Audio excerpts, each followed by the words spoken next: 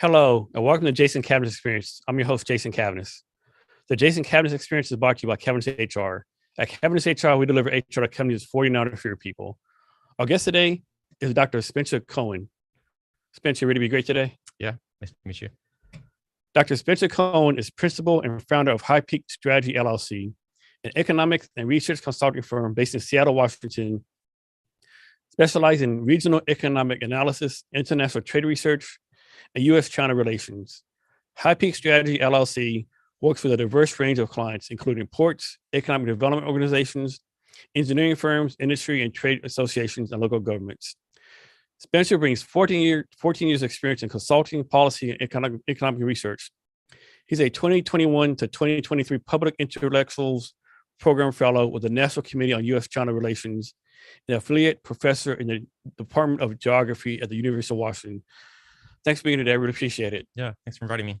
So before we get started, can you give everyone like a high level history on China, like the background of China? I know you can't do because like I think a lot of people think of China now, but China's been long like thousands and thousands of years, right? I mean, people don't know about what's called a Boxer Rebellion, how we kind of colonized it. Like, can you just give a quick overview? Okay, so 5,000 years of history in 2 minutes. In 2 minutes. Okay, let me do my best here. So, so China obviously has a very long history. The first Chinese empire or first emperor was in 221 BC, but prior to that, there were multiple competing kingdoms and fiefdoms. There's what's called the Zhou dynasty, and then after the dissipation or breakup of the Zhou dynasty, there was the Spring and Autumn period, and then the Warring States period. So you had a lot of different competing kingdoms that were vying for hegemony over the northern plateau or plain of China around the Yellow River. And so, so you've had, and then the thing to understand about China is that as much as we think about linearity and continuity, the very idea of what it means to be Chinese has evolved over time, because we think about the Chinese today as the predominantly Han Chinese, which make up about 91%, 90% of the population. But even the notion of Han Chinese is a product of many other much earlier sort of ancestral sort of different ethnicities that have their origins in the Turkic people, Turkic-speaking people, Mongolian, many other types of groups. So it's really kind of an evolving idea over time of what it means to be Chinese. I'd say today, there's, if we were to fast forward, I think for our conversation today, probably about what's most, because I can go off for a long time about Chinese history. So trying to be like succinct, and comments about that, but Chinese history alone is fascinating. But throughout history, there's been a lot of concerns about China's competing interests and also vying for territorial gains and protecting of their territory against other invading groups throughout history. The Mongols before them were called the Xiongnu people, who are actually arguably the ancestors of Attila the Hun and the Huns, for instance. And then Mongols later, and like many different kinds of groups. So there's always been a really difficult territorial sort of conflict around their borders.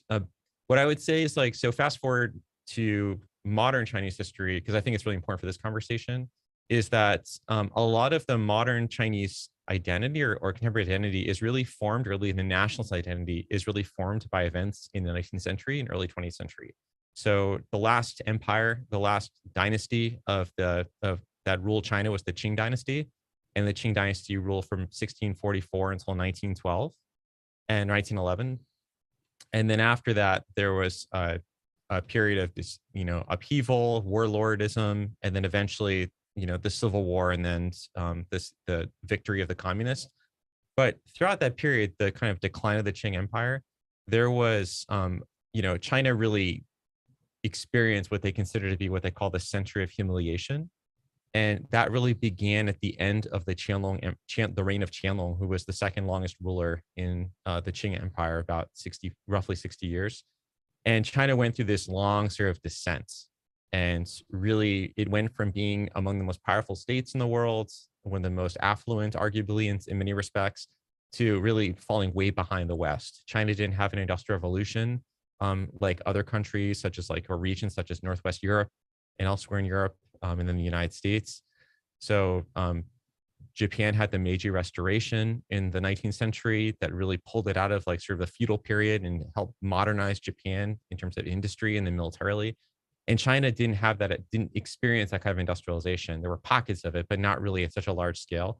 And they became subjected to a lot of really sort of, criminal sort of encroachments by foreign powers. So you've probably heard of the Opium Wars. Yeah, and there's something to do. I think it's called the Boxer Rebellion. Is that in there too? Yeah, Boxer Rebellion was later, but also throughout Boxer Rebellion kind of really capped off a series of encroachments by foreign powers, beginning with the Opium Wars and then all the way through to the Boxer Rebellion in the early 20th century, where Western powers and Japan as well began to both, be able to, were superior militarily to the Chinese because the Chinese did not have the industrialization that these other countries had.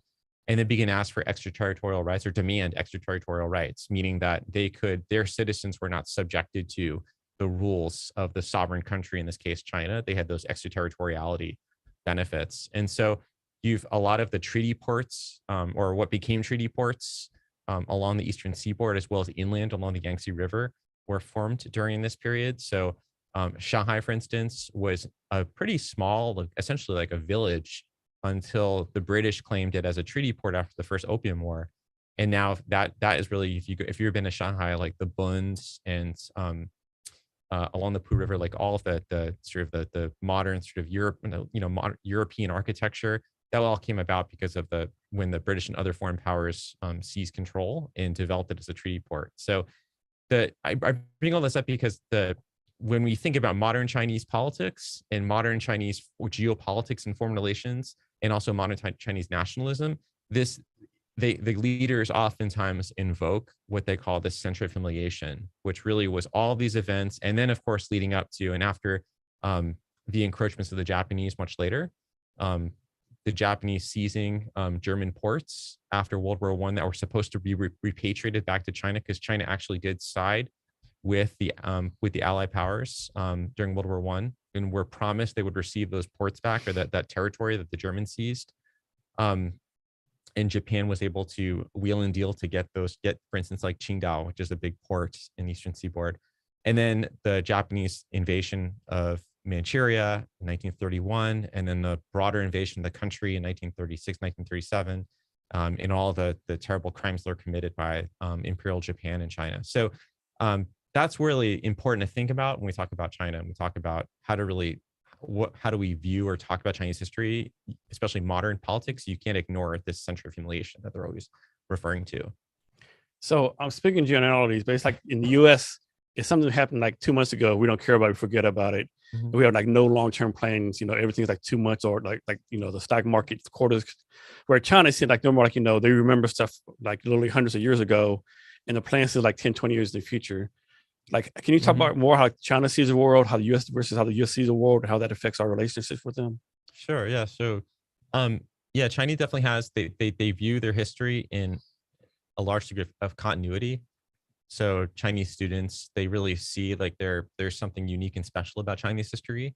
And so students study that history kind of in the same ways, but even more intense, that like when we're in school and we study Western civilization going back to like Mesopotamia, for instance, right? And Sumer and Ur, but we don't have that. We don't see ourselves as I think a connected in a linear fashion, right, to those like ancient sort of antecedents to like Western civilization or like Greco-Roman history.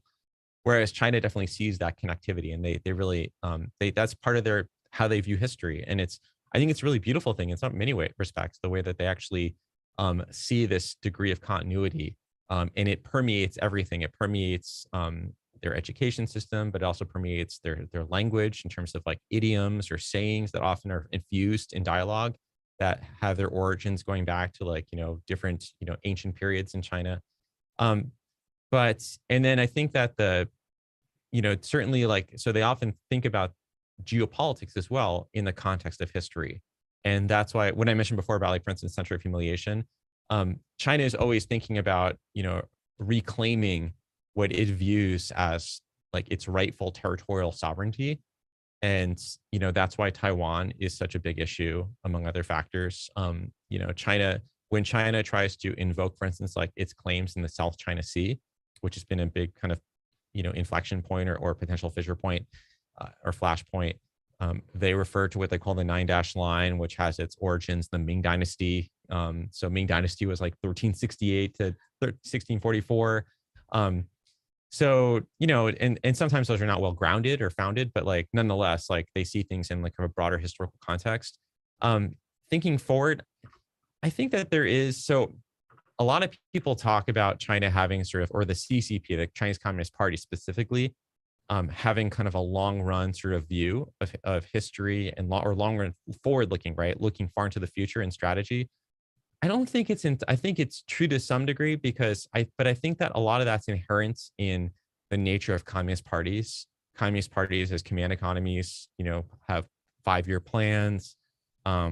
That's kind of in the DNA, I think, of a communist party. The Soviets did the same thing largely.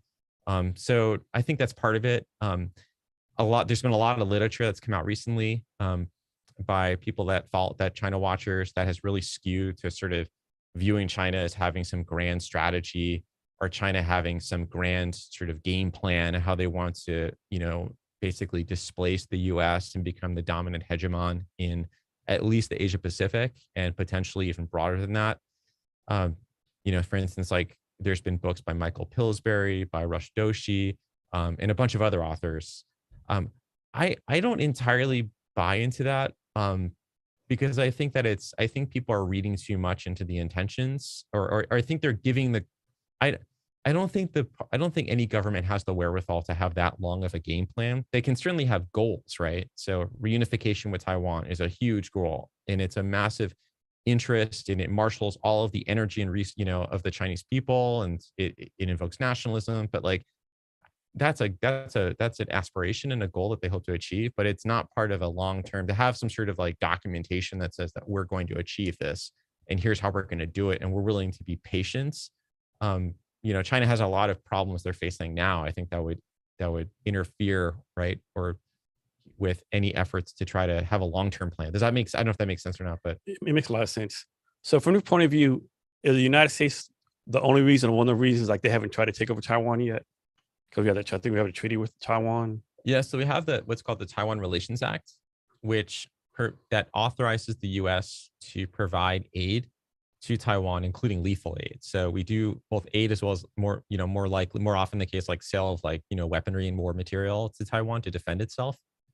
It doesn't commit us to defending Taiwan, or it leaves it quite open in terms of what that I think means. a lot of regular people think that it's like tied treaty wise to go like send troops over there to defend them. No, I think that it's open to interpretation, and so that was one of the agreements as part of the whole phase where, because for a long time the Kuomintang, which was like, or people also refer as KMT, but the government in exile that had been defeated by the communists in 1949, they fled to Taiwan, and so beginning with China in the 70s, the PRC, People's Republic of China, getting the UN seat on the Security Council that was held by the Taiwanese government, and then formal U.S. normalization of relations in 1978 with Taiwan.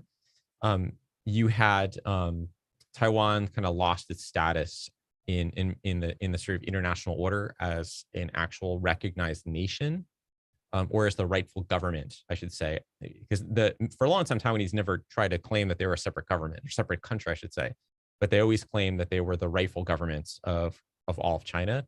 And so they lost that status in the international order when when first China took their UN seat, and then the US formally recognized and developed normalized relations under Jimmy Carter. But that said, around that same time, the US agreed then, well, we're going to, you know, protect Taiwan. We're still not going to give up what, you know, our alliance with Taiwan, not alliance, but our relationship with Taiwan and with the Kuomintang. And that's continued because of the Taiwan Relations Act. That said, there's been a long sort of policy framework, for lack of a better term, called strategic ambiguity. And what that essentially means is that we don't tell the communist, we don't lay out in clear print what we're actually going to do to defend Taiwan. So for instance, we have evaded, which I think I think in net has been a smart strategy for a long time, although it's now being challenged. But we have for a long time been relatively sort of evasive about what we would do if the mainland government tried to actually attack Taiwan and try to seize it. we have never clarified, because in part of it's because we don't want to box ourselves in, and in part because we don't want to get into a war with another nuclear power, right? So that would be unpleasant. So yes. and China also has a lot of capabilities that's largely, and I'm not a military expert, to be clear, but China has a lot of capabilities now that are would consider to be asymmetric. For instance, they have surface skimming missiles that can attack. They're designed to attack an aircraft carrier. They've created essentially like a denial area denial zone, where because of the range of those missiles, it's very difficult now to get carrier groups into that zone of, I think, maybe like 500 kilometers. I'm not sure the exact range. So they've built up these asymmetric sort of like responses to what is still a much more powerful U.S. Navy in the region. So the U.S. is as China has continued to evolve as the second most powerful military in the world now, at least on paper. The U.S. obviously is much more reticent about direct conflict with China. I mean, we haven't had direct conflict with them since the Korean War. We don't want to have a direct conflict. Nobody wants a conflict with China, but we don't want to feel, but we are not committed to doing anything per se. And that, we could feasibly, we could, I mean, the whole spectrum has been undefined, right? So if China did try to attack Taiwan, then we could have a hot conflict, or we could just simply airdrop in aid to Taiwan, or there's a whole range of things we could do that we have not specified. Is there any type of diplomatic relationships between China and Taiwan? Well, so for a long time, so it depends on the government, right? So you have two competing political parties in Taiwan. So you have like the Kuomintang, which was the original. I mean, it's evolved. The Kuomintang evolved over time, but the Kuomintang was also called the KMT. They were Chiang Kai-shek, for instance, that was his government, and that was the party that ruled China for a while. Then was defeated in the Civil War, defeated by the communists, and fled to Taiwan. They ruled under martial law for decades, and then beginning in the lifting of martial law. Close the door fast. Oh, sure, yeah. You keep on talking. I can just wait. So yeah.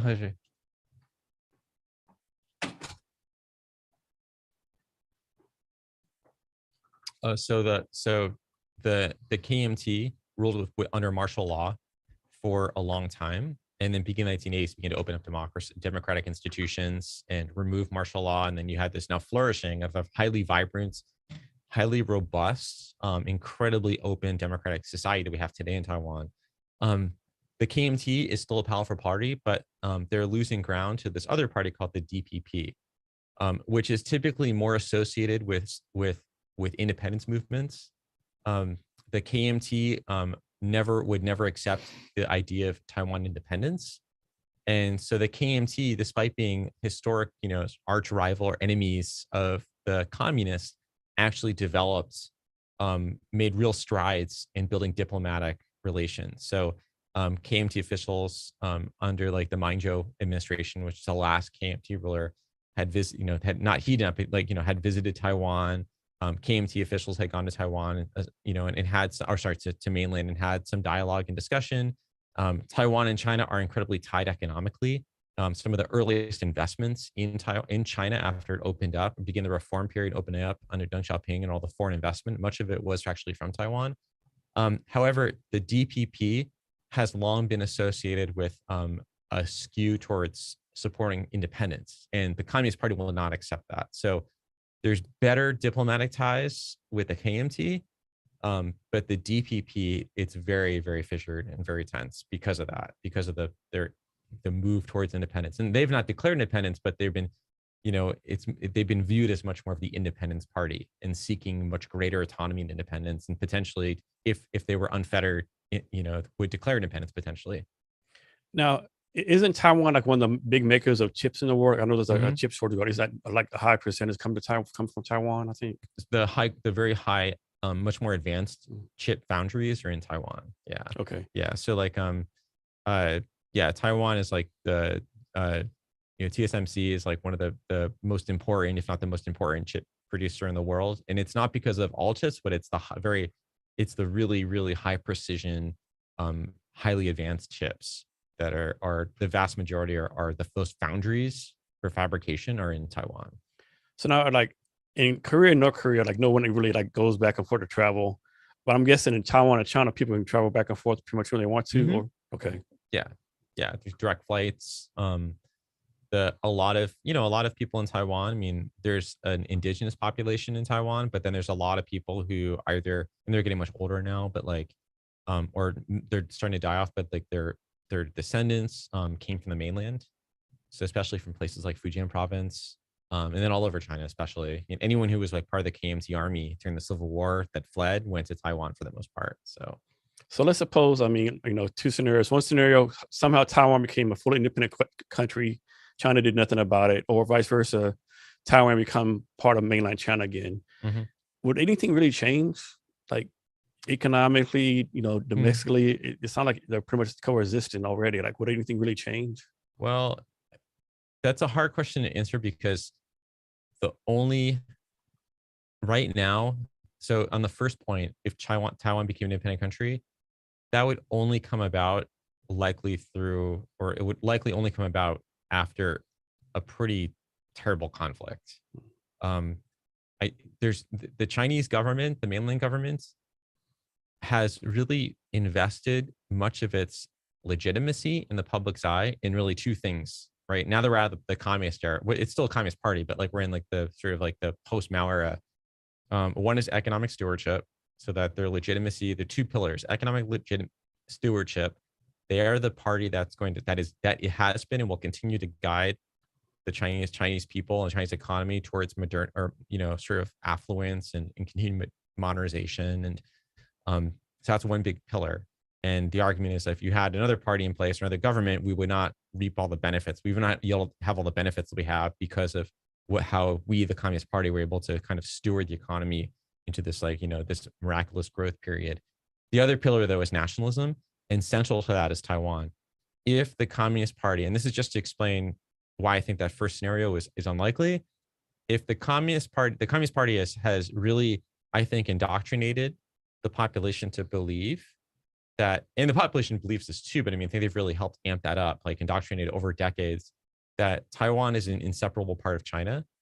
And so if Taiwan declared independence and the Communist Party failed to stop that, then it would be the end of the Communist Party, I think. I mean, the public backlash of the government not being able to stop that from happening, or let's say leading a military operation and failing, I think that would create all sorts of problems for the Communist Party. So I think they're in a situation where they don't even have a choice at this point. They would have to act forcefully in some way. It doesn't have to be a military coercive operation, but it could be something else. I don't know what that would be. I mean, embargoing islands is really hard, but like something else would be really hard, right? They have to be done something coercive. But so I think, like, to your question about that scenario, um, I think maybe the other question maybe is like if this dispute didn't exist anymore, or maybe, there's a whole slew of scenarios, right? Like maybe Taiwan eventually just succumbs to China's economic power and becomes part of China. Or maybe in a far off universe, China becomes democratic. And if China became democratic and multi-party, then Taiwan would gladly, I think, return back to, rejoin with the mainland government. Unlikely, but that would be, certainly, and that's been something the Taiwanese government or leaders have said, was like, yeah, we'll join if you allow for multi-party, if you allow like the DPP and the KMT to function like normal parties in the a plurality economics, plurality economic system or political system, then we'll rejoin. So, but setting all that aside, if I think it would change to the extent that, I don't mean to digress, sorry. No, that's fine. But just getting back to your main question, I think the impacts, and this is just purely speculation, is that right now, if you are someone, not you, but I mean just figuratively, right? If you are someone who's deeply concerned about the rise of China and deeply concerned about the much broader expansionary aims of the Communist Party and or just China, not just in the South China Sea or in the Taiwan Strait, but all across Asia Pacific, the Western Pacific, and then even going to Indian Ocean and Africa and elsewhere. If you're deeply concerned about that, then you would be concerned about the resolution of the Taiwan issue, because that's become such a focal point where China has to invest so much of its energy on Taiwan, and it potentially diverts their attention from maybe these broader hegemonic goals that they seek to pursue. That's if you think that, right? And I'm not sure that China wants to become like the preeminent global power. I think they want to become a global power, but maybe not the preeminent like global hegemon, right? But a lot of people in DC think that, and that's the big concern, is that, you know, China has these much bigger ambitions. They often point to like China has a military base now in Africa and Djibouti. They've taken control of a port in Sri Lanka. Well, we can talk about that, and it's largely, I think, misunderstood what they did. But people view that in the Belt and Road Initiative, which that was part. Belt and Road Initiative is, you know, has reached tentacles of investments all across the world, spreading soft power influence and potentially, you know, other kind of hard influence as well. So I think if you really believe that China is out to be an expansionary power, and then you think, well, Taiwan's a great distraction, right? Because that means they're going to focus all their attention on Taiwan. In the same way, I've heard people describe Ukraine as, you know, a great way to kind of concentrate Putin's energies on Ukraine instead of maybe some broader ambitions he might have, which, you know, so yeah, so that's my, yeah. So not to compare China and Russia, but, you know, back when the Soviet Union, they invaded like Hungary, put troops in Czechoslovakia, invaded Afghanistan. I mean, now Russia have people. They had people in Syria, the Crimea, all that stuff. Now invaded Ukraine. I'd be wrong, but has China actually invaded anyone like in recent years, like the last 50 years? They haven't invaded anyone, have they? No, I mean, the last time, in fact, China even had a hot conflict was 1979, and it was against Vietnam. And it was purely it was largely just to punish Vietnam, right? So there was some modest, you know, sort of the border dispute, but it was really about the fact that China had sided with the Khmer Rouge, and Vietnam had invaded Cambodia to remove Pol Pot and the Khmer Rouge from power, and China took that as an affront. So they wanted to go into Vietnam and North Vietnam and just punish them, and they didn't actually perform that well. You know, not that the Vietnamese army was necessarily better equipped, but I mean, they had a lot more Soviet technology, but they had seen a lot more recent action, obviously. Yeah, had all experience fighting us all those years. Yeah, they had much more experience fighting us. They had seen even more recent action in Cambodia, and so you know, I think that Chinese could actually, they'll claim that they you know, Deng Xiaoping was the paramount leader at the time, and claimed that they achieved their goals, right? But it was really more of just a statement. And I think if you look, you know, the numbers and the casualty rates, I mean, they actually didn't perform that well, and there was really no meaningful change. But to send a statement, you know, kind of slap them, you know, and say, because China has long viewed themselves as the sort of, that's within their sphere of influence, and Vietnam had actually been kind of a vassal state for many centuries, during, like, you know, the Ming Dynasty and earlier, and so I think that goes back to your question, actually your point before about your question about the longevity of Chinese history. It does inform a lot of geopolitics in that way too, and how they view Vietnam as, at the time, as a vassal, had been, you know, a vassal state, for instance, in earlier eras. But so, yeah, I think they haven't done anything. I mean, they've been part of peacekeeping missions, which has actually they've been encouraged to do that by the U.S. and our allies, because we want, you know, we're like, okay, China, like, you keep talking you keep talking like you know, this big game about how you want to be a global power. Well, global powers go send peacekeeping troops or part of a UN mission, you know, and they do things like that. So they've been trying to be a little more active in that space, but they haven't actually, invaded anyone. I didn't think so. And I'm thinking, man, can you think if you're just like a regular Vietnamese person, you're like, man, we just fought the U.S., like the global war power, and now you tell me 4 years later we got to go fight China now. Like, can you give me a break? Like, what's going on here? Yeah. Well, and you know, I mean, the I mean, like, the, you know, in the Vietnamese, like, you know, I mean, China, you know, I think it's never ending, I suppose. Like, so if they continue disputes going forward too, I mean, and now the South China Sea is of course a big area of contention with them. In the South China Sea, didn't like China make, like, for lack of a better term, like fake islands in there or something, or? Yeah, there's the Scarborough Shoal and the Spratlys, a few other locations. So there's these archipelagos in the South China Sea and atolls, and so China has long claimed that they should have control of those different sort of, like, you know, those, I wouldn't call them island chains because they're not islands, right? They're atolls, but they've long claimed, and that's largely, part of it's driven by natural resources. There are supposedly significant deposits, you know, of oil and in other minerals. in the South China Sea, but more importantly, it's the busiest sea lane in the world. And the South China Sea, I forget the numbers, but it's if not the busiest, one of the busiest, for cargo ships in the world. You got the Straits of Malacca at one end, you've got all these different sources for production on the other end. So, and for a long time, and still, like the U.S. provides rights, like open sea, sort of protects like rights of passage and maintains sort of like the sort of U.S. maintains security still. And I think China really, I think they have a grudge about that, or that's feeds into it, is they want to be the ones who they view that as an encroachment on China's traditional sphere of influence. And so there've been a lot of, for decades now, there've been a lot of disputes with other countries, especially the Philippines, no lesser extent Vietnam, Malaysia, about who has control of the South China Sea, and they've all have competing claims for different atolls and regions of the South China Sea, and within their exclusive economic zone, which I think is like 200 miles from New York shore. And doesn't like a high percentage of trade go through the China Sea? Oh, sorry? Like doesn't like a high percentage of trade go to China Sea? Well, that's what I'm saying. Like it's one of the busiest sea lanes in the world. If not the busiest, I think it's actually the busiest like sea lane in the world because of all the cargo ships that are moving back and forth through there. There's been disputes over fishing rights. China's exhausted its fisheries, largely exhausted its fisheries in the East China Sea and elsewhere. So the South China Sea is like still, a place where there could be a lot of fish. There's a lot of fishing that happens. And a lot of the disputes that have happened or flare-ups have been between Chinese Coast Guard that have been patrolling the South China Sea and like a Philippine fishing vessel, for instance. So yeah, there was a ruling in 2016 at The Hague.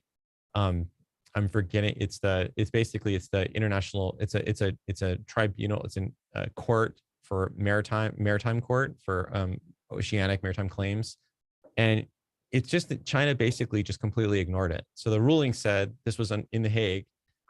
Ruling said that in 2016 that China, their rights are unfounded, or their claims to South China Sea are unfounded. It needs to remain open, and there are more grounded rights. Philippines and others, but China just ignored it. They said, well, whatever, and they just went in and started building these artificial islands. And they haven't just built them, but they've also now militarized them, which is the bigger concern. So it's not just that they built these artificial islands, but now there's an airstrip on it where they're moving military aircraft on and off. So which in theory make it easier for them to strike different countries in the area. Mm-hmm. Yeah. So China is obviously as a communist country, we're capitalist. So talk some of the advantages and disadvantages of both systems, right? So like example, like I know like during when COVID first started, this thing all over the internet where like the Chinese government like built all these hospitals within days. Mm-hmm. The United States seemed like it takes 10 years just to make one sidewalk, right? Yeah. But then like, so just talk about how like that works, right? Like is like in the United States we're like more spontaneous, more entrepreneurial. So like China's more like top down and like more resources. The government and business are more tied together. Here in the United States, like it's like business and government are kind of at each other's necks, so to speak. Mm-hmm. Yeah, I think so. Okay, for one, yeah, always the case. I support capitalism over communism. I think that with China, so a lot of people point to like these rapid construction of bridges and infrastructure and buildings, but I think. So two things. One, when we see these big skylines in Shanghai, for instance, like in the Pudong district, we should still remember that the vast majority of that real estate is held by state enterprises. So these are large state conglomerates that are run by the Communist Party through what's called the State-Owned Assets Supervision Administration Commission, which is how they control at multiple levels of government control state assets. So these are not necessarily like the government building lots of stuff that then the private sector can take advantage of, right? So that's one point. Two is that, yeah, I mean, and okay, so in extreme, like in the US, like if you want to build a roadway, right? In China, like, in the US, we have people have property rights, right? We have protections. Like the government can't just say, well, we're going to build this road and we don't care that your house is in the middle of it. You have to get up and leave. And here's some very limited compensation for it. But historically in China, I mean, I'm not trying to overstate it, but that's often been the case, is that people don't have property rights in the way that we have in the US. So yeah, it takes a lot more, there's a lot more litigation. It costs a lot more money to build stuff in the US, especially infrastructure. Um, the worst of it is like, the efforts to build a high-speed train through California, right? Which they spent what, $5 billion already and got nothing out of it and just killed it because it's, that's all like basically engineering and legal fees. But the flip side is like, well, do we want to live in a society where the government can just decide? Like, there is no voice for citizens, right? There's no way to oppose or to challenge the government in any meaningful way. And so, in some areas, like, yeah, that kind of command control economy would be beneficial when it comes to things like climate change, when it comes to trying to address like these big, what I would consider like, market failures, where you have like the market cannot solve problems, and only the state can solve it because the market is simply unable to solve these issues or these challenges or these collective action problems. But the flip side then is like, well, do you want to live in a society where the government can just completely ignore your property rights or not even recognize you have property rights?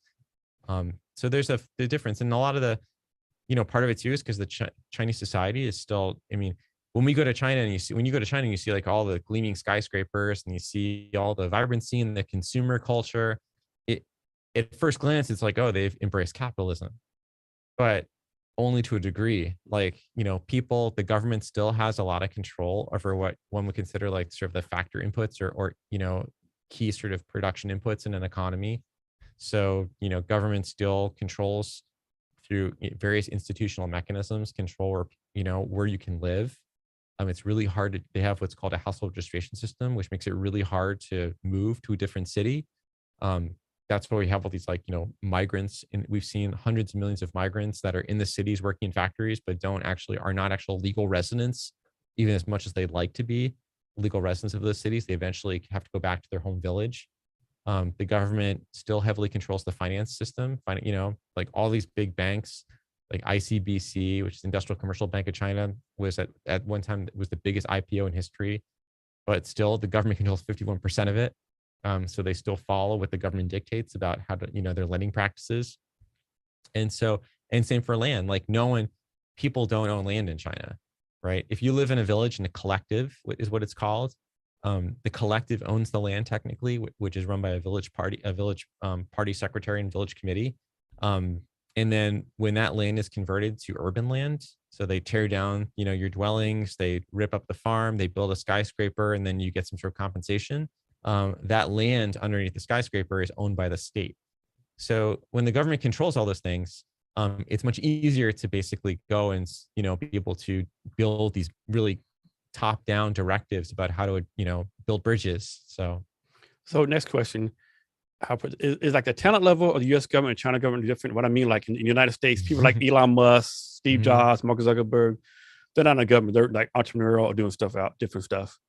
So, I mean, better way to say it's like a best and brightest ongoing government, right? So like average people running the government.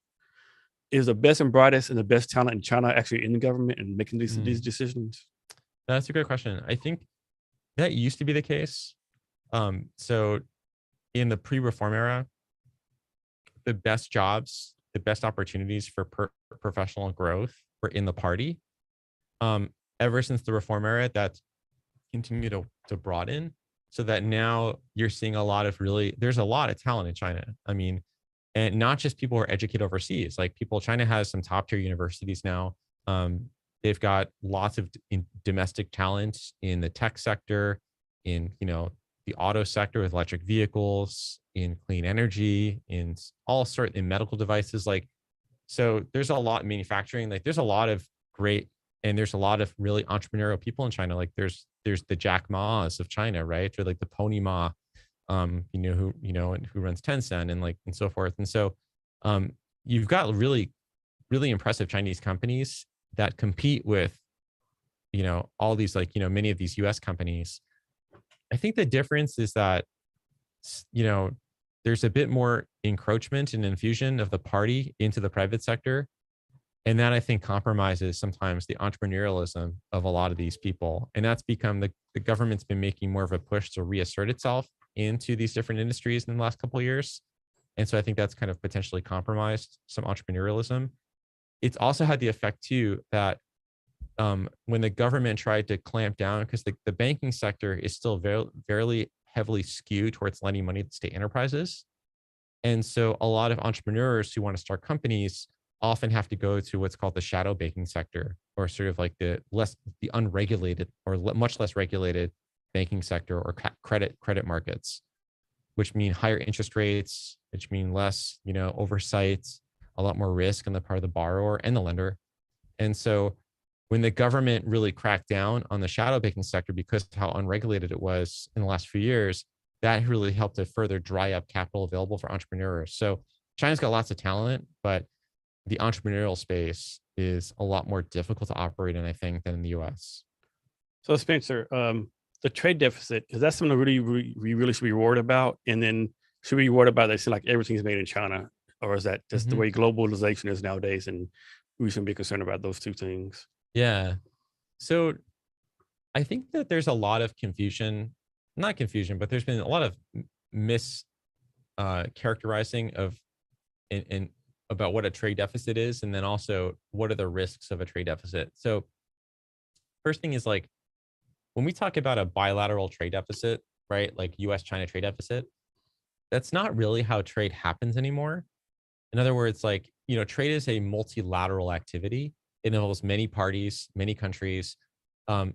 If you look at the share of net exports as a share of China's GDP, it's actually not that large. The reason being is that so much, even though China is a major exporter to the US, so many of what they do is they do mostly final assembly. So all of the different parts that go into like an iPhone, right, come from like South Korea, Japan, Germany, Australia, I mean, all different places. So to think about, so back in the day, right, like a century ago, trade was much more of a mercantilist activity, where it was all about, we had the gold reserve, we're using like gold, the gold standard, and like countries were much more mercantilist and focused on, and it was less sort of complicated of a supply chain. Nowadays, trade is incredibly multilateral, incredibly diverse and diffuse. And so focusing on a bilateral trade deficit, which is what the Trump administration often pointed to, I think, because it was like so easy to point to that and say, look, it's getting worse, I think sort of largely was misleading. I think it was misleading because I don't think bilateral trade deficits are now, overall trade deficits are still important, but bilateral trade deficits have lost a lot of their meaning in the discourse on international trade. And so, thinking about and so that part of it, I think, is misleading. So we shouldn't be thinking about that in that way. What was your second question? I'm sorry about you said about trade and then trade deficit, and then should we be concerned with that? They seem like they make everything over there. Oh yeah. Well, the other thing too, is with bilateral trades, is like, it's not as if, it's not as if when we have a trade deficit with China, we're getting nothing out of it, right? We get an iPhone, right? Like, we're getting something. It's not like we're just like giving them money, right? We're getting physical goods in return. So that's another thing I think is often left out. Yeah, and we're not going to stop buying stuff anytime soon as Americans, I don't think. Yeah, and a lot of stuff that is produced, and I'm not, now to be clear, right? So China has definitely manipulated our trade relationship over time. They did it for a long time through currency manipulation to make the renminbi cheaper, so their exports are more competitive. But they've also done it through other means, to other mechanisms, industrial subsidies, all kinds of policies to retain a lot of that the foreign direct investment. So they can learn how to do it, right? They can attract foreign direct investments. They can learn how to make those products and then begin to do it themselves. And that was one of the biggest gripes, was, all the way through the period, was like China was doing that to attract FDI, but then China was also more recently trying to implement policies that would strip away the protections around trade secrets or intellectual property rights. They tried at one point to compel US or foreign companies to have to go into joint ventures in certain areas and have to disclose their intellectual property with their JV partner. So there are always concerns about these sort of industrial policies aimed at trying to take away these sort of know-how and internal sort of knowledge and intellectual property that was so essential to a lot of these companies. But yeah, I think so that is a concern. But yeah, I mean, like we if China, if more manufacturing leaves China, it's not going to come back to the US. No, I think people don't get that. It's not coming back here. Yeah, it's not coming back. Like, probably go to Vietnam or somewhere else, right? people will point, and if it does come back, the employment footprint is going to be much smaller. You know, it's only going to come back to the US if it's going to be highly automated. If you had 100 Chinese workers, reducing that down to like maybe 10 US workers. And that can those 10 workers overseeing like 5 robots a piece or something like Yeah. that, right? Yeah. So it's not going to come back. I mean, it's some of it will, depending what it is. And some areas that, you know, this is where like supply chains get overlap or intersect with national security. So there are certain areas that the Biden administration has called out for special attention around national security. And Trump administration did this to some extent too, but I think it's becoming more institutionalized and formalized under Biden, identifying those key areas where we want to make sure that we have that capacity. Because for a long time, you know, we had basically outsourced so much of our manufacturing capacity that it actually became eventually perceived to be a national security risk. So that became a concern, or at least want to see those supply chains become either redundant or diversified into countries that we're much closer with, like Australia, Japan, Canada, and so forth, the UK, France, other European partners. So that part of it, I think, is become much more of a concern, is how do we address the national security concerns? And you saw it too with like COVID. I mean, we don't think about masks as like a national security asset, but it actually became one, right? And who produces the vast majority of masks in the world? And medicine, we found out. And yeah, like generic pharmaceuticals or the ingredients that go into generic pharmaceuticals, like, yeah, China. So that was also a big concern. So, you know, I think like, I think that's where maybe the needle is going to move. And a lot of that other manufacturing we talked about, it's going to leave China at some point, or some of it will, but it's going to go, like you said, to like Vietnam, to Malaysia, maybe to like Mexico. Because China is also not cheap anymore. You know, China, that's another factor, is like China's facing demographic challenges. They've exhausted that cheap labor supply that they always kind of had the benefit of. China went from like, you know, right in the precipice of joining the WTO in 2001, Chinese labor was about 26 times cheaper than the US. Now it's only 4 times cheaper. So a lot of companies that, now if you're a company that, if you're like Tesla, for instance, you're also aiming to sell into the domestic market. And plus there's a lot of stickiness, right? Once you're invested in a factory, it's hard. There's a lot of inertia that's hard to move that. And China's also built out all the port infrastructure, all of their kinds of roadways infrastructure to help move those products, and has built up the ecosystem of suppliers too, for certain types of products. And if you're selling into the Chinese market, but if you're a company that makes a, you know, let's say like a high labor intensive, low tech product that is very commoditized and is not, you know, dependent on the Chinese domestic market as well, like let's just make up like socks, right? Not to besmirch what they do in Vietnam, right? But I mean, just like low cost textile production, you could go to Vietnam to a degree. Now, Vietnam doesn't have the absorption capacity that China has. No country has the absorptive capacity China has, but you could diversify Vietnam, India. I mean, depends on the infrastructure. Malaysia at some point for those kinds of products, but those are on the margins. I still think a lot of it will stay, but some will diversify. Yeah, I know quite a few people have like stores at Amazon Marketplace, and their factories are in China. They go to China like once or twice a year and oversee everything. I know a lot of people do that. Yeah. So from your point of view, does the U.S. and China look at each other as friends, foes, or just like high level competitors on the war stage? I'd say like high level competitors. You know, like no, the big concern is like, so high level competitors, and that's becoming increasingly sort of like formalized, so to speak, or crystallized through recent actions like the trade war, and then the Biden administration sort of, you know, really, because the Trump administration was like quite haphazard and chaotic in how they approached dealing with China. The trade war was not well thought out, in my opinion. It largely hurt us more than it hurt China in many respects, and also it hurt our partners, our trade partners. And I think it, all of the really unfortunate, really nasty rhetoric, you know, that you know, like racial epithets and like just lots of really just ugly rhetoric that was really kind of really unfortunate. But I think that the core of the Trump administration policies is now being kind of formalized by the Biden administration. So we're moving in that direction of becoming much more sort of like adversarial, at least economically. You're seeing that with what's called the entity list, which is essentially export control, so, or prohibition on export. So it prohibits companies on the entity list, like Chinese companies in certain areas, US companies are prohibited from doing business with them. You're seeing those kind of actions take place, especially in the tech space. So there's definitely going to be a growing rivalry economically. There already is, but a growing rivalry economically with China. You're also seeing the formation of alliances. I mean, this is where it kind of, you look at, if there was like a NATO equivalence there is no NATO equivalent now in the Asia Pacific, but there's sort of the antecedents to that, or the early kind of like, green shoots of that, right? It's where you see like, AUKUS, which is like this new sort of alliance of US, UK, and Australia, largely around the submarine deal, but also more broadly about sort of defense posture. The one that pissed France off. Yeah.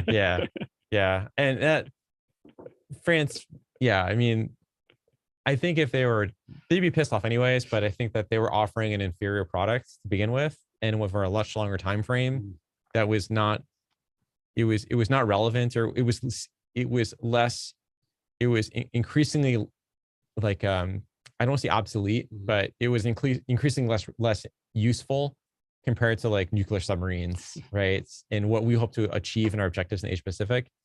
So I understand why Australia wanted to get the nuclear submarines and not the diesel ones from France, but still, it was not handled it wasn't as handled as well as it should have been. Yeah.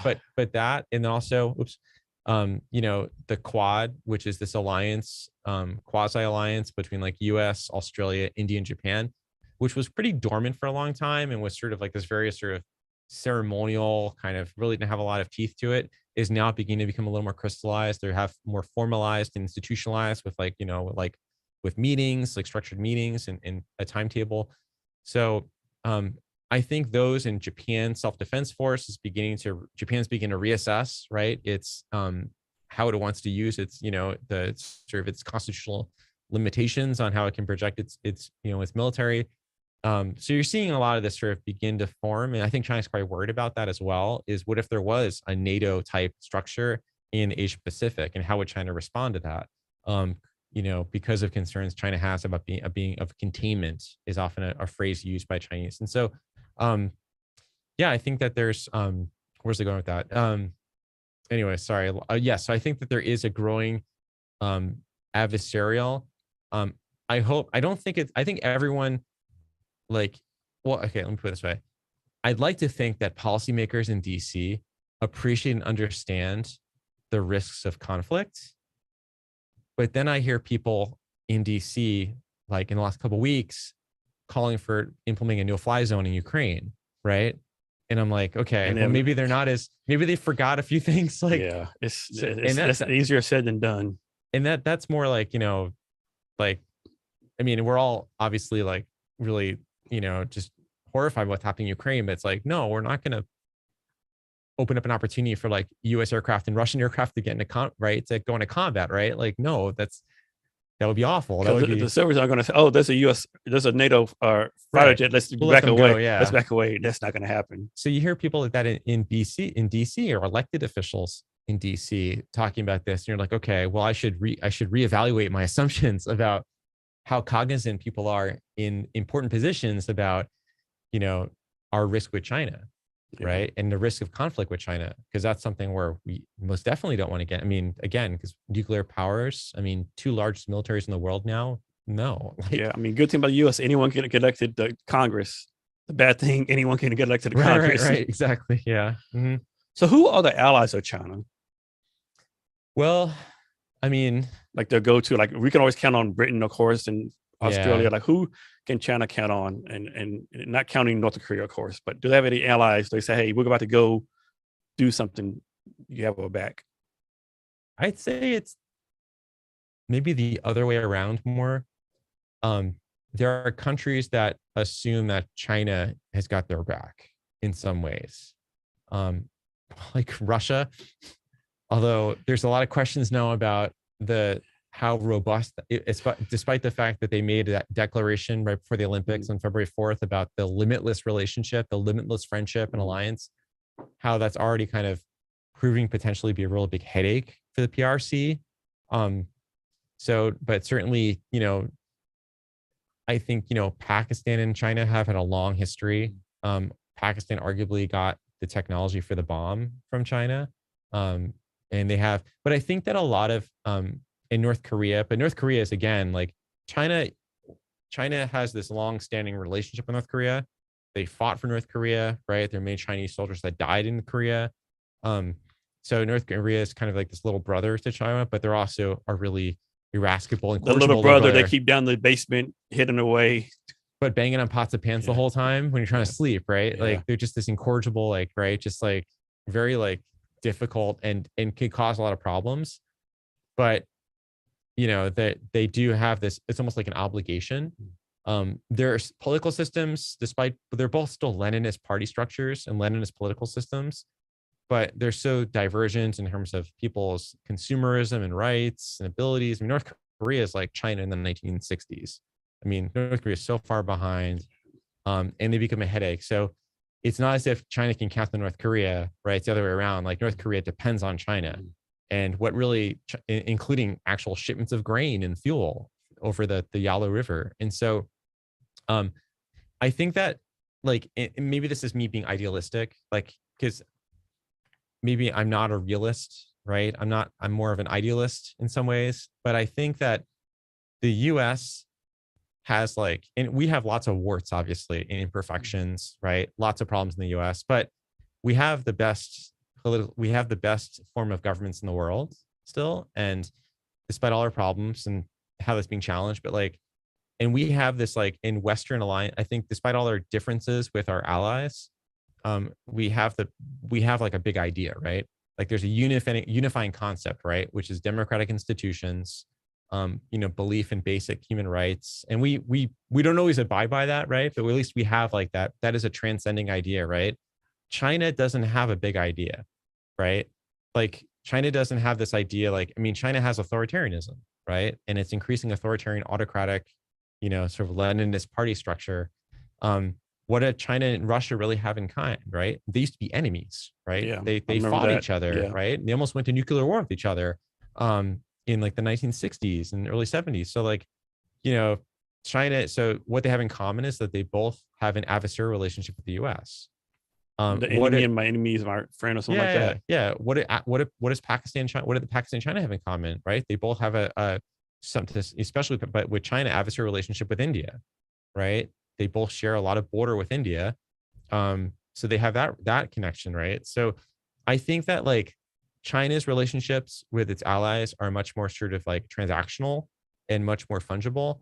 Whereas like I feel like, you know, the US, and again, with all the warts, all the problems we have, right? And we don't have to go through all of them, right? But like we have some sort of like there's a salience in our relationship with like the UK, with France, with Canada, I mean, just kind of Australia, with Japan, that is, I think, much more robust than what China has with its allies. So, and so I could be making this up. I remember reading somewhere, you know, that China doesn't want Korea, North Korea and South Korea to go to war because the South Korea wants to have like a democratic nation on their border. So really the main reason they want is because all the refugees that would go from North Korea to China. Both. Yeah. Both reasons. I mean, you know, there's I haven't seen a number, an updated number, but I remember like, you know, 15 years ago, 20 years ago, there were 100,000 North Korean refugees in Manchuria, Northeast China. The border at the time was quite porous. I've been to the border. It's very easy if you really want to, I'm sure. Not easy, but it's at the time, you know, there's a large population. So China has 56 different so-called ethnicities, officially sanctioned or recognized ethnicities, including the Han Chinese, and then all these other groups like Manchus, Hui, Tibetan, Uyghur, and so forth, Zhuangzi, and so forth. And so there's what's called like the Chaoxinzu. And Chaoxinzu are like the ethnic Koreans that live in China. They're Chinese citizens, they speak Mandarin, but they're ethnically Korean. So there's a big population of ethnic Koreans in places like Shenyang, which is like the biggest metropolis in Manchuria. So you have lots of North Korean refugees that find sanctuary illegally in Northeast China. If the North Korean regime collapsed, oh yeah, you'd have a humanitarian crisis for one, which is, you already have a humanitarian crisis, but you know, it would really branch out. You'd have lots of refugees that would flee to mainland China. You'd also have, like you said, you'd have a unified Korea that would be a US ally. So you could potentially, I don't think you'd have U.S. troops permanently or at all, right? I mean, you might even actually have U.S. I mean, it's possible you could even see U.S. troops leave South Korea, if once if that happened, right, and there was unification, peaceful or any kind of unification, right, where the North Korean threat was no longer there. But yeah, hopefully the we're risk. not. Yeah, hopefully we're not dumb enough to put troops in the former North Korea if that happened, right? No, yeah, that would be highly. I mean, we've put troops near the Chinese border once before, and it didn't work out very well. No, it did not. So I think they would react in a similar fashion. Maybe not exactly the same, but they would equally be quite apprehensive. There would be some type of repercussions. Yeah. So like, I think, yeah, those are the two biggest issues. And then, there's also like just the utter, I mean, it's really worrisome, right, that North Korea has nuclear weapons, but if the Kim regime fell, and where do those weapons go? I mean, that alone, the chaos about where those weapons go and who has them. And, China doesn't want some crazy, sort of like, rogue element in the North Korean military just to lob a nuke into Seoul, which they could, right? I mean, and there's almost no time, right? I mean, Seoul's what, 30 miles from the DMZ? Yeah. So I was actually stationed for 3 years with my family. That, family or so. It's like, it's right there. Mhm. The plan was always, they'll probably, knock us out the first couple of days, and then we go back and get them right. But yeah, because once they lost, there's nowhere to stop them. I mean, well, even the conventional weapons could flatten Seoul, right? Yeah, I mean, easily. it's so close. It's yeah. Yeah. So if you want, I mean, some rogue, I mean, I don't think China wants that kind of conflict on its border, right? I don't think or so it's either. in its vicinity in general. So I think status quo is ideal. Yeah, that's the problem with a lot of this. Probably not ideal for the North Korean people, though, right? Right. Yeah. Maybe long run, but not in the immediate. Yeah. Oh yeah, it's status quo for them. Yeah, definitely not. But that's the thing. Everybody wants status quo, right? Mhm. Everybody wants status quo, but whenever change is going to bring, might think change will be a good thing, but it might be a bad thing. Yeah, and sometimes we think we're trying to maintain the status quo, and then something happens we didn't anticipate. I mean, there were other periods of history where we had a disruptive emergent power come on the scene, right, around like in 1914, right? And so, and that's often, I don't think it's a perfect analogy, but that's often the analogy that's most frequently brought up is the rise of Germany pre-World War I, and sort of German investment like challenging the British Navy, and like all that is the most common analogy people invoke when they talk about China's rise. What is the U.S. and China in any of the same free trade agreements? Well, we're both part of the WTO. Okay. So we're not in a free trade agreement with China. We still have tariffs. And they have I think, called favored nation status or something like that. So China, by virtue of being a WTO member, they have a permanent most favored nation status on trade. What does that do for a country? Like it lowers tariffs or something, or? Yeah, it lowers tariffs. It's prior to negotiations for WTO, China's extension to WTO, the U.S. every year had to renew China's most favored nation status. And that has to do with like also trade standards and all kinds of like sort of, like technicalities around trade between countries. So if they're like a communist country and like quote unquote like a competitor, why give them favored nation status? It's like kind of counterintuitive to do that. Well, I think that the thinking, and this has been flawed thinking, but the thinking back in the day was that, there was a belief that trade and economic integration would be which I think it has, actually, to be clear. I don't think it's been entirely flawed, but by bringing them in, because China for a long time was a pariah state, right? Up until the 1970s, right? China was this pariah state, right? It's like they had very few normalized diplomatic relations. They were causing, they were disruptive in the global order. They were sending, they were not part of the system, right? So a lot of U.S. policy was like, okay, ideally, it would be great if China became a democracy. But we know that that's not, that in the near term, that's not possible. And we don't want to get in the business of regime change anyways, right? So what's the best way to kind of bring China into the system to make them more predictable, to raise the cost of doing something that's divergent or potentially disruptive to the global economy or global order is trade, right? Economic integration. It raises the stakes for any sort of action. It brings them it also is a vector for bringing Western ideas and ideas about democracy and about rights. And it's just good policy for Chinese citizens, right? And that's kind of what the goal was. And so there was the belief, even after Tiananmen in 89, fast forward to the late 90s, this belief that, well, if we could, we're renewing their most favored nation status as sort of like a lever, right? Because if we don't, China's economy is going to suffer, but they would renew it every year anyways. They never didn't renew it.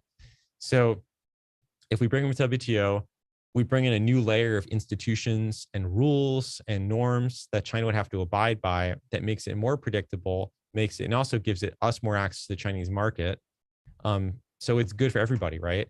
I think that if you view it in that way, that's bringing in China, further integrating them to the global economy to raise the cost of any sort of divergent flare up or sort of, like action that would be disruptive. And it achieved, I think, that end.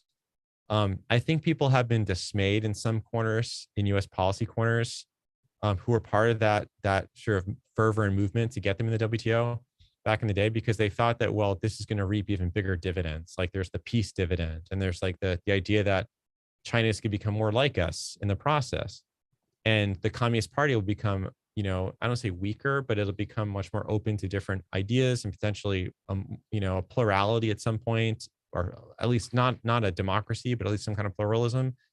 And that didn't happen. In fact, since 2012, with the ascent of Xi Jinping as the general secretary, China's become actually arguably much more authoritarian, right? After a long period of sort of, like bureaucratization and of the party. So I think from that perspective, people thought, it's been disappointing, but in the long run, I think still it's better to have them integrate into the system, which is what we did, than not having them outside of it. I know about a month ago, I listened to Joe Rogan podcast. He had a General H.R. McMaster on there, and H.R. McMaster pretty much like laid out everything the General Secretary did since 2012 to make it more authoritarian. So he did a pretty good job of laying it out, I think.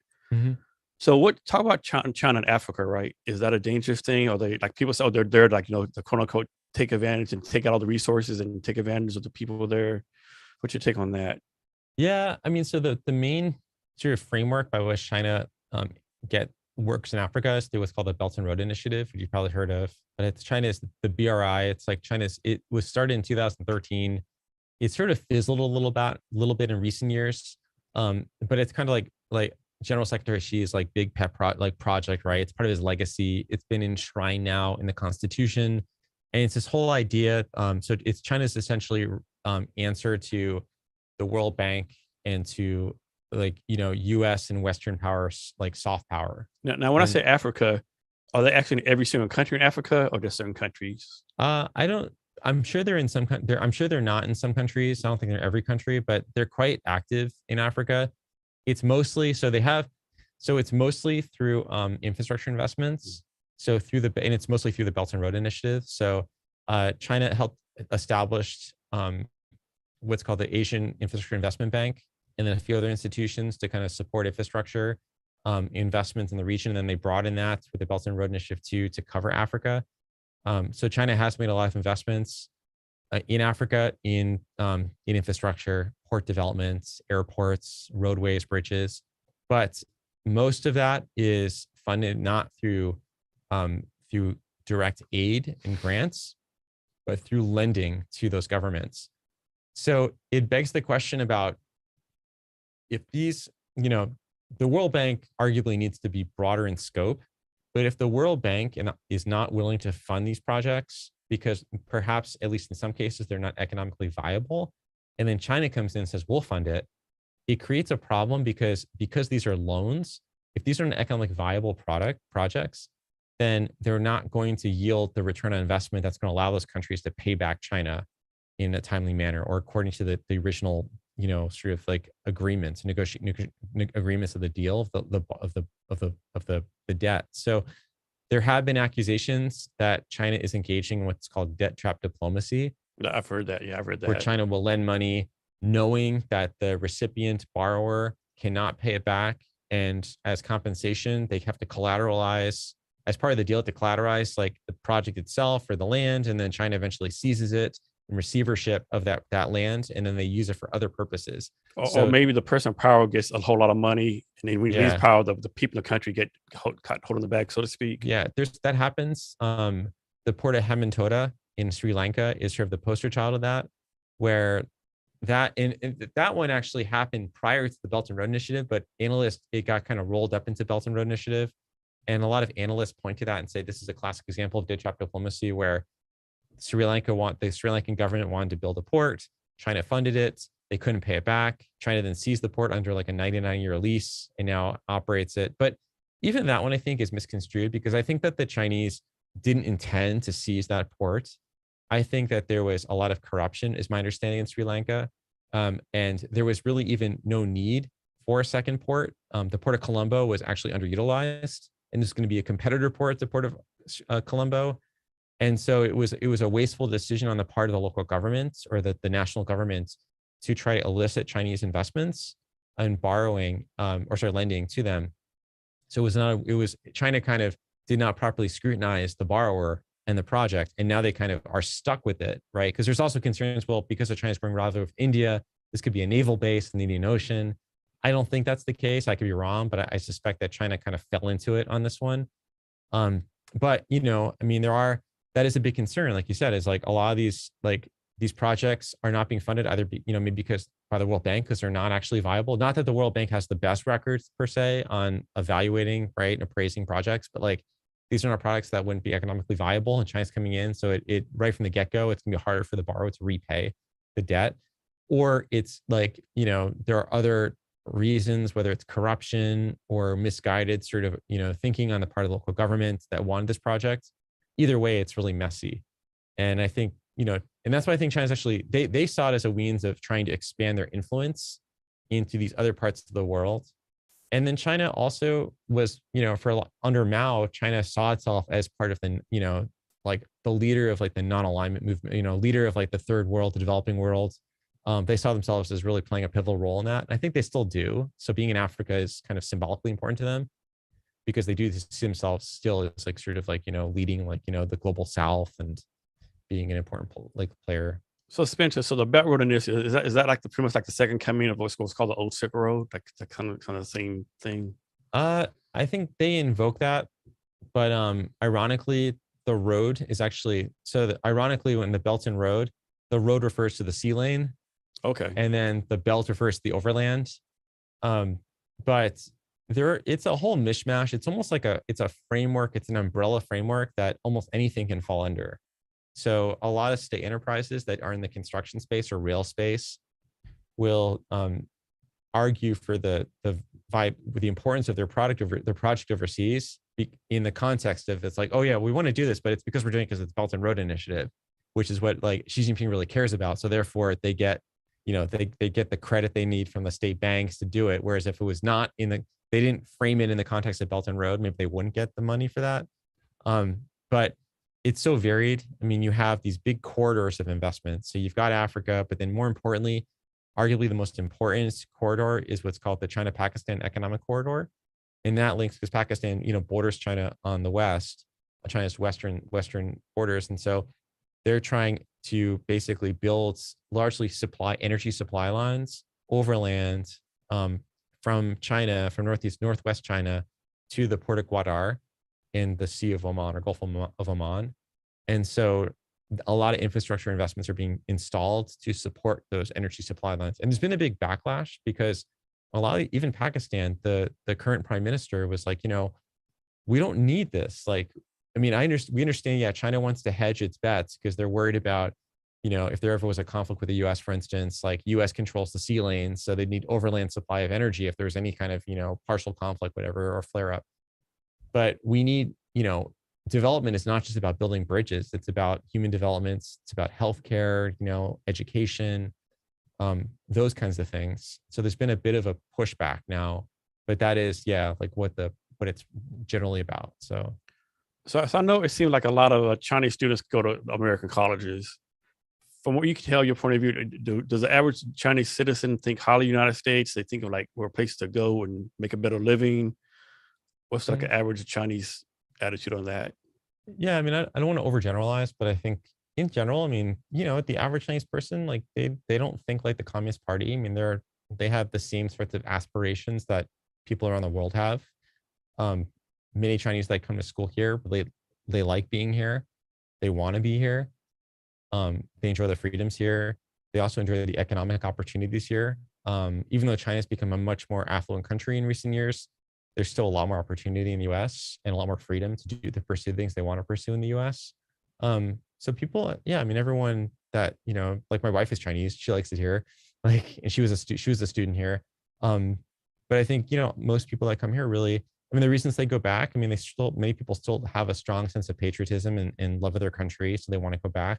Their family's still back there. They want to raise a family back in China. But a lot of people stay if they can. I mean, if there's opportunities, it's become a lot more difficult from an immigration standpoint in recent years. And there's also been, you've probably heard the China Initiative, which was a program under the DOJ that really heavily scrutinized Chinese academics and researchers in the US and had a little tinge of McCarthyism in there. They've sort of basically shut down, I don't say shut down, but really heavily scaled back the program. In fact, there's a really good article in the New Yorker about this this month about it, about the China Initiative that's worth reading. But really aggressive scrutiny of Chinese researchers, kind of a deep-seated suspicion that they're all spies or yeah, whatever. they're all spies. They're all like, transfer their research to, even though a lot of it's completely unfounded, right? Or the cases they find are more an instance of negligence and just complete ignorance of the rules than actual like intentionality. But there is that deep-seated sort of, excessive attention paid on Chinese researchers now and scholars and academics in the US.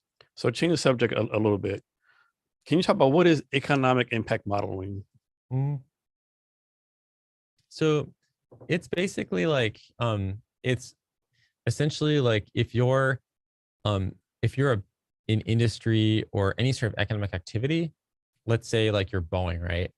It's like Boeing in Washington State employs like 60,000 plus workers, 65, 70,000 workers.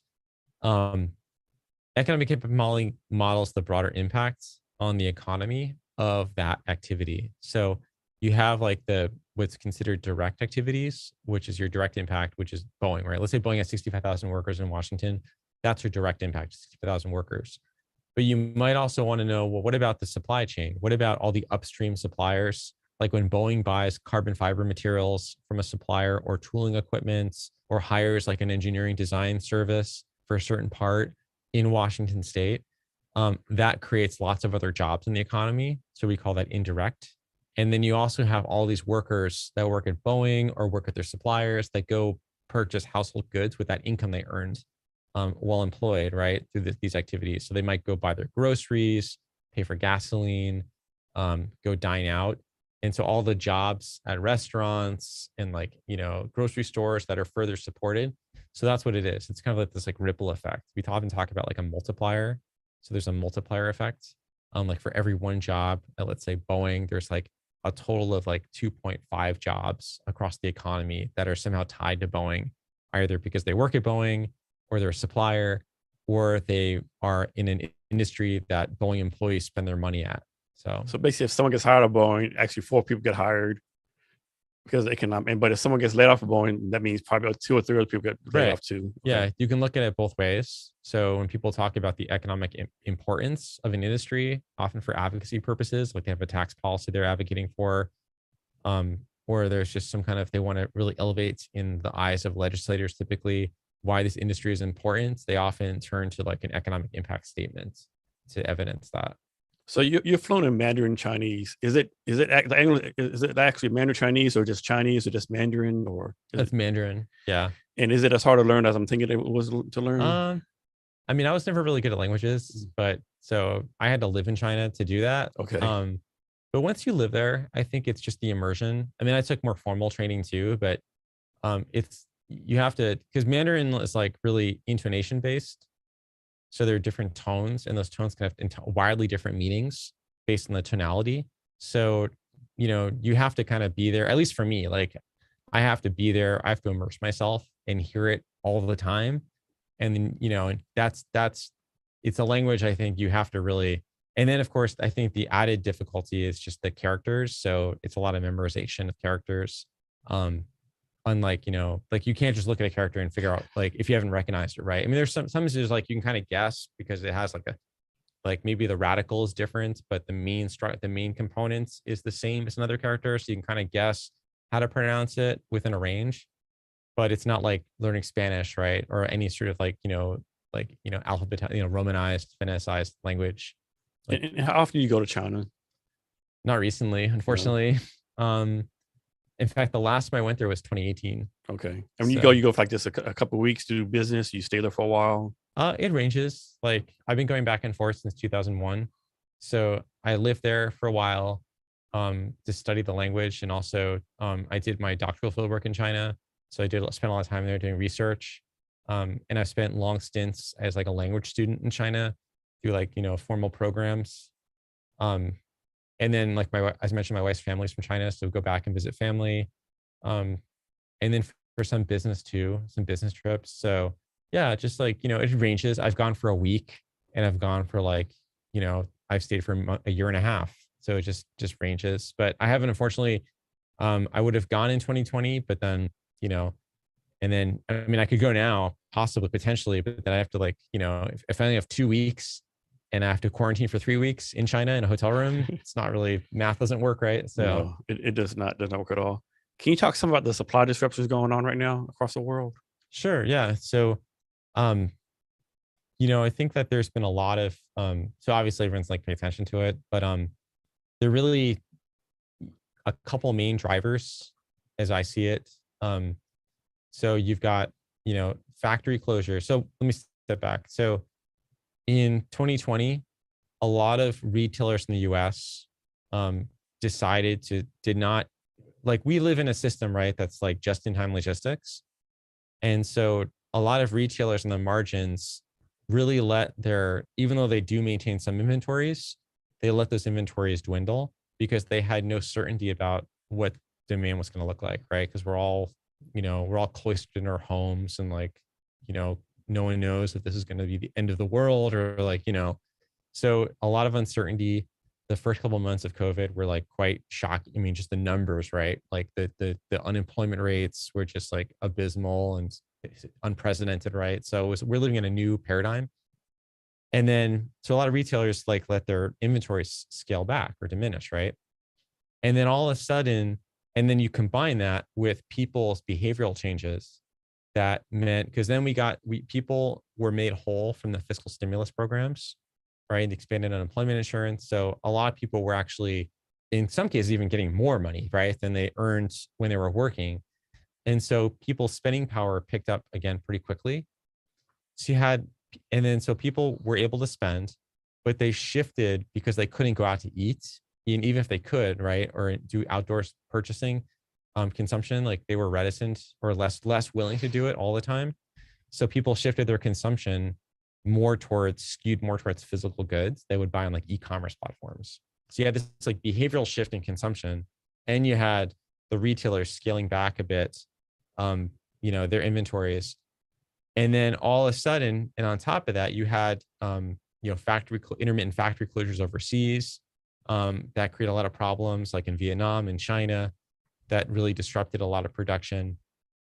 And then all of a sudden, like retailers decided in 2021, they were ready to start building up their inventories again. Consumers had all the purchasing, were shifting more and more of their consumption to physical goods that were imported, right? As opposed to like, whereas you might have gone out to eat at a restaurant, you bought like some random device on Amazon instead, right? That was manufactured in Vietnam or China. And so that confluence of factors, combined with a logistics system, a supply chain system that was incredibly fragile and had a lot of vulnerabilities. Like we had issues even going into the pandemic. We had truck driver shortages, especially long haul truck driver shortages, which are critical linchpin to the supply chain. I mean, you've got the drayage, which is the short, right? The ports moving the boxes from like the port to like a transloading facility. But then you've got the long haul drivers that have to bring them to like, the distribution centers and like Walmart distribution centers and what have you. And there's a big shortage of those already. And those drivers were getting sick. You also had limited warehouse space. And then, so all it took was a little nudge, I think, to really knock the whole system out of whack. And that's what happens, right? And then you get a ship stuck in the Suez Canal, just to add a little bit of cherry on the sundae. So all those things together really combined, that confluence of factors, I think, on top of a very fragile system to begin with, is what really caused all the backlogs, where we saw, like, 106 vessels either anchored or adrift waiting to be unloaded in San Pedro Bay, then LA Long Beach, which is the biggest container port in the US. Everyone's seen the pictures, right? All those ships out there. Everyone saw pictures there. But it was happening everywhere, though. Just not, that was the extreme case. But part of it's because, we had it here too, but just not as much, because there's not enough space for ships to actually anchor or be adrift in Puget Sound or the Strait of Juan de Fuca, right? I mean, there aren't enough bays and areas outside of the shipping lanes where they could do that. Whereas San Pedro Bay is just massive, right? I mean, it's just a huge bay. So, so those are the main factors, I think. And is it getting better, or is it going to be like bad for a while? Oh, it's getting better. I mean, you begin to see it clear out a lot. I mean, you still have the backlogs, but those backlogs are being cut down. But I think the underlying problems going into the pandemic have not been resolved. So, you still have a trucker shortage that's projected to get much worse. I mean, it was 80,000 projection before. It's projected to get to 150,000, I think, by 2030. So you have to address that problem. And that has to do with all the challenges of truck driving, right? I mean, long haul truck driving is a really hard job. And then you fold in issues of drug testing in other states, and I actually have a friend who owns a trucking company, and he was telling me they're even considering people like DUI, stuff like that. They would never consider that before. Now he said, we're not hiring them, but we're now considering them. Was it 10 years ago? 5 years ago?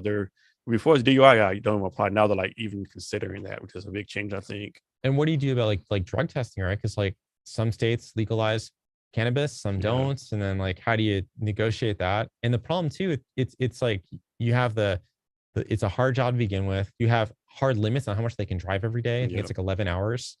So, and if you're a truck driver now, it's well, okay, with all this, it's kind of this self-fulfilling prophecy, right? Or this negative cycle, because if you're a truck driver and there's a shortage of truck drivers, you get this big backlog, right? The port, these boxes, and you're waiting in line in queue to pick up a box or pick up cargo, and it takes you 8 hours. Sometimes you wait 8 hours to pick up cargo. It's you must not even bother, because you can only drive 3 hours after that. And then you literally, there's an electronic device that tells you. It's not you can get overtime, right? Yeah, no, you can lose your license. You can use your CDL if you go over your 11-hour limit. I think it's 11 hours limit. So that's a hugely, right, I mean, prohibitive factor, right? And it's just a hard job. And maybe at some point they talked about growing, there's efforts around automating, not getting rid of the driver, but at least those long periods to make the job easier, where the driver can kind of step back, right? And you have for the highway sections, that it's automated, and the driver just takes the helm, when it enters an urban environment. But yeah, I don't think it's going to get any better. So Spencer, talk about the public intellectual program fellow that you're on. Sure. Yeah. So there's this organization called the National Committee on U.S.-China Relations, which is the biggest, or really the biggest, I think, organization devoted to a nonprofit, non-governmental organization devoted to facilitating better U.S.-China relations. And so it has a long history. I think it's many, many decades in existence. And it has a lot of people who have been heavily involved in the field of U.S.-China relations on its board. So Henry Kissinger is still involved. Jacob Lew, who was the Treasury Secretary in Obama. I'll be honest with you. I thought Henry Kissinger was dead. No. I'll be honest with you. I thought he's 95, I think. Yeah.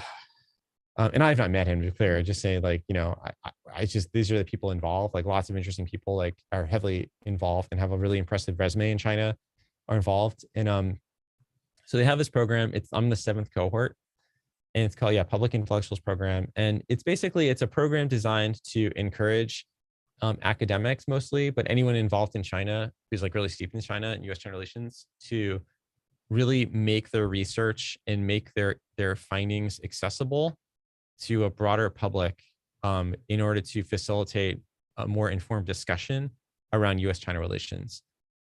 It's mostly academics. I'm kind of the outlier.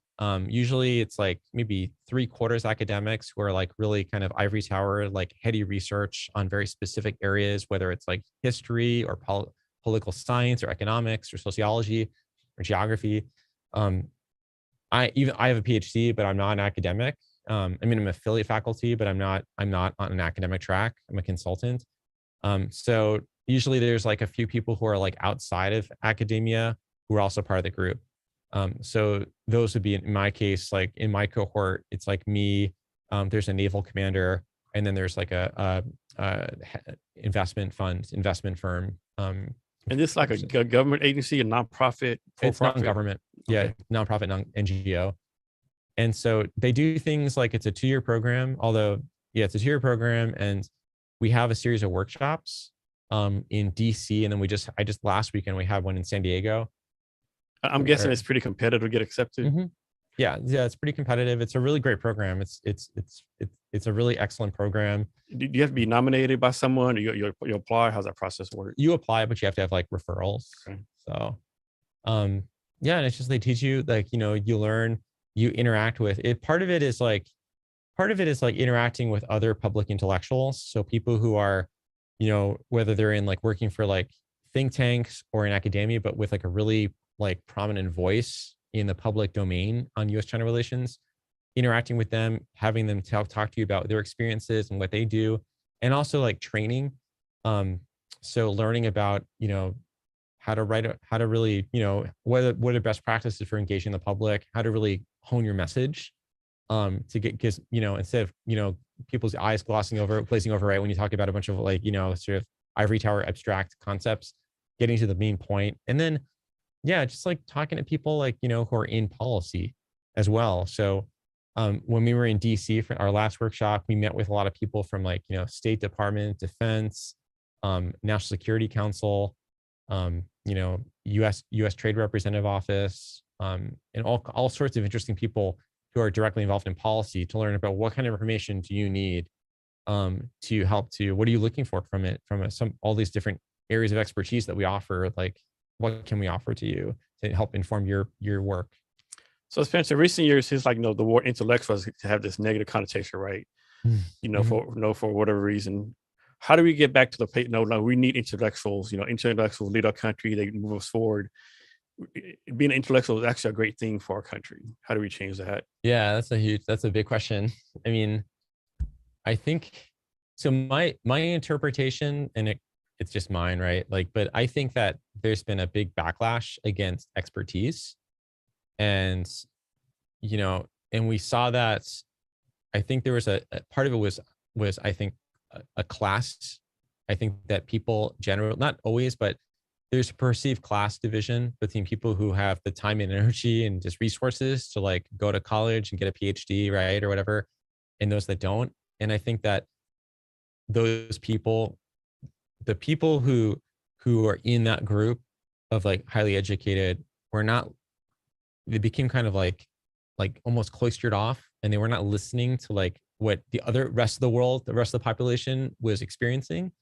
And I think that division became really unfortunate. So I think like having the people who are self-declared intellectuals, right, for lack of a better term, maybe like they need to really re-engage with the public and really listen to people, like not tell them or not dictate policy or say, this is good for you, this is good medicine for you. But no, like they know things you don't know, and understanding like what the average person on this is experiencing, whether they're like a manufacturing worker, or they're really, in a services industry, or they have different, unique circumstances. Like if people in academia and those experts need to listen and be much more empathetic and respectful too of like those people. There's an easy tendency, I think, for people to like, like look down upon people like in parts of it. Like you've heard the phrase like flyover states. Yeah. I mean, it's such a terrible term, right? It is. It's so bad. It's such a so disrespectful. So disrespectful, so condescending. And I've been in events where like people say that, and it's like, oh, really? Like, because you can learn a lot by stopping in those states. There's a lot you can learn as an intellectual, right? And it's really extreme, right? In Seattle, right? We live in this bubble in Seattle where it's like, I think that more people in Seattle to like go to other parts of the country and not just New York, right? Or San So Francisco. I joke around, like I told you before I live in DuPont, right? Have a joke that people in Seattle, they think anything south of the airport is like Mexico. Right. Yeah. It's probably pretty accurate, right? I mean, the perception. But the other thing too is like we saw this really play out in a really destructive way during COVID, right? Because, you had a lot of like, distrust of science and distrust of, expertise. Yeah, I think it comes from people like, well, the public can't handle the truth, don't tell them everything. Right. We'll tell them this, but we really mean that, and they got caught, telling half truths, or what do you want to call it? And the people caught them on it. Like, why would you trust anything you say now? Or just like some like modesty, right? Like to say like, hey, like, this is an entirely new thing. Like I have a PhD in immunology and an MD or in virology or whatever, but like, I'm going to be honest with you. Like, I think that taking these measures is going to work, but you have to, but I don't know for sure. Like, I don't have the certitude, but this is my best. We've never dealt with this before. So this is the best thing. And instead of saying, if you question me, you're questioning the science, right? But right. You're supposed to question the science, right? Yeah. But the thing you should question the science, but also think that there was also on the other side, there were a lot of people who felt like I read this online. So that makes me just as well informed as someone with a PhD. My Facebook PhD. Yeah, totally. It's like that willingness, and it's like that deluge of information that people didn't have back like several years ago, where it's like now it's like you can just pick and choose. So if you're like, I don't want to do that because even though the people with the PhDs say this or the MDs say this, like it doesn't conform with what I want, and I can find this. All my friends say the same thing I do, so this re-emphasize the falsehood. Yeah, it's craziness. Like I'm just like like my attitude's like, hey, like I'm not a doctor. I mean, so I'm gonna just I mean, my money's on the people who've like studied like diseases, and infectious disease, and who are qualified. Or where people said, I did my research. Really? You did your scientific research. Yeah. You read your Facebook. Really? Yeah. Really, you did your research. And but it goes both ways, right? And it's also like, there's a bit of elitism on the left, or not the left. I don't want to say left, but like in that field where it's like, it's like it's both ways, right? Like people would like have like a morally virtuous or superior position by telling you should do it this way, right? It's like, oh, you're not wearing a mask right now. And it made it worse when they got caught, going out to dinner with no mask themselves. Yeah. Oh, the hypocrisy is so, but totally. And it's like, I just wish we could just like step back and be like, okay. And we're already all so through this, right? But like I wish we could have just stepped back and say, okay, time out. Like let's just strip away all let's not condescend each other. Let's just, okay, this should not be a political thing. This is just like, okay, like the doctors, like you're doing the best you can. And you guys you're the people with the qualifications of science. Tell us what you know, but also be clear that these can change, right? And we should brace for potentially changes, because as we want people to adjust their opinions as new information arrives, right? Like we want the science to be updated, right? So, and then we're going to trust you, right? And I just wish there was more of like, I mean, I don't know. I wish there was that. I agree. One thing we got to realize, we got very lucky, I think, right? I mean, people died, every life's precious, but the big scheme of things, I think we got very lucky. This was nowhere as bad as people thought it was going to be. Oh yeah.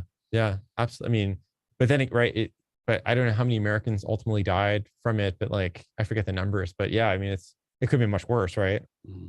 So yes. Maybe it's like a primer for the much more like, much worse. To get us ready for the big one. Yeah. Mm-hmm. So next, Spencer, can you talk about your company, High Peak Strategy, like how you got it started, where the idea came from, where you're focusing now? What's your vision for the company moving forward? Yeah. So, I had been in consulting for a long time prior to starting my company, and I just always wanted to start my own business. It was always an aspiration of mine. And, kind of ironically, one would say like, so I started my company in 2020, like in the fall of 2020.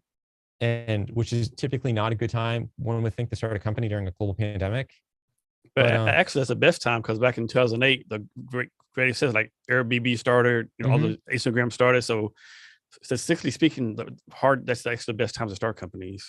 Yeah, totally. And like I think on top of that too, like for me, I think it was ironically working from home gave me the confidence that I could start my business. Cause I'm like, like this, it was a level playing field now, right? Whereas before it's like, if I start my own business, I'd have to like really invest all this energy and structures and systems to like go out and like, like even invest in an office or whatever, right? Like, and now it's like, no, it's like everyone's working from home. It's the playing field's been leveled. And so, I just felt, and I demonstrated to myself that I could do it at home. Like I have a good office set up. I was being productive. And so, it gave me a lot of confidence. So I finally just took the leap and did it. And it's been really rewarding. I mean, and it's been really fun. I mean, it's been exciting and fun. It's fun to be entrepreneurial and try to build your brand. What I offer is, independent analysis around kind of three really, core areas. So that would be, U.S.-China relations, international trade and port operations and trade, and then regional economic analysis. And so I bring a lot of that I bring that to my clients. There's often like different types of needs that they have. If they're, they want to understand how a lot of the sort of volatility in global economy, especially U.S.-China relations, is potentially impacting their business or their clients.